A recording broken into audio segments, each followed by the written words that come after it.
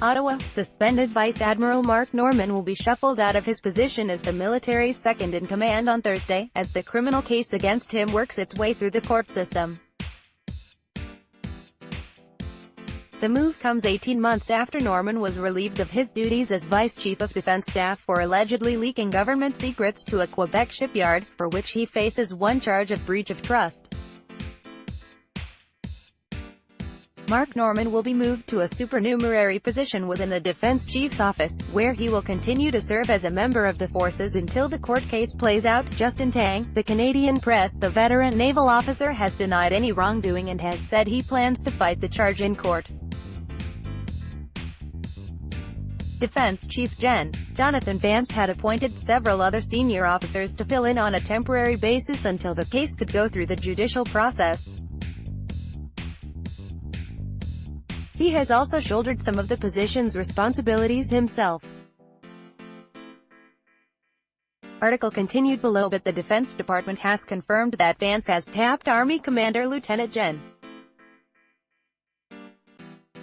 Paul Winnick to take over as the FOSS's new vice chief, effective July 16. Read more. Canadian Vice-Admiral Mark Norman charged with breach of trust. RCMP case against Vice-Admiral Mark Norman reveals cutthroat world of military procurement. Vice-Admiral Mark Norman keen to deal with criminal charge, get back to serving the people. Command and control, as well as leadership, are critical as the Canadian Armed Forces continue to deploy on operations and implement the defence policy. DND spokesperson Daniel Lebouthillier said in an email, "The Chief of Defence Staff is grateful for those who have stepped up to fill the gap, but at this juncture, the Canadian Armed Forces require a full-time Vice Chief of Defence Staff going forward." Article continued below. The military just this week began to deploy troops to the UN peacekeeping mission in Mali. Norman will be moved to a supernumerary position within the Defence Chief's office, Lebouthillier added, where he will continue to serve as a member of the forces until the court case plays out. It is believed Norman was informed of the shuffle ahead of time, as he and Vance have been in constant contact by email and the occasional phone call and letter since January 2017, though it's unclear whether he agreed to it. The move is likely to spark anger from Norman's supporters, including many former military members and even some politicians who have contributed thousands of dollars to help pay for his legal defense.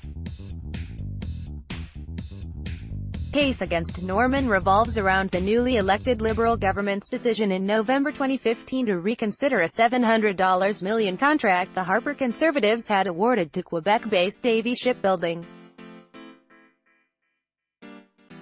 The contract was to convert a civilian vessel, the MV Asterix, into a temporary Navy resupply ship that would be leased for 5 years, with another 5-year option, until permanent replacements could be built in Vancouver. While the plan to revisit the contract was supposed to remain secret, court documents released last year show the RCMP suspected Norman was upset with the decision and worried the government would cancel the project. He was commander of the Navy at the time and, according to the documents, allegedly worked with Davie to try to pressure the government to stick with the project. None of the allegations against Norman have been tested in court.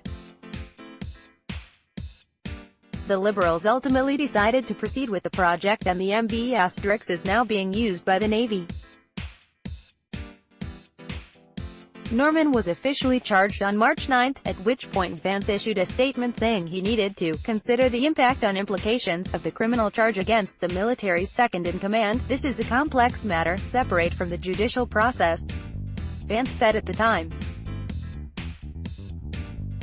"I need time to weigh these factors carefully and deliberately.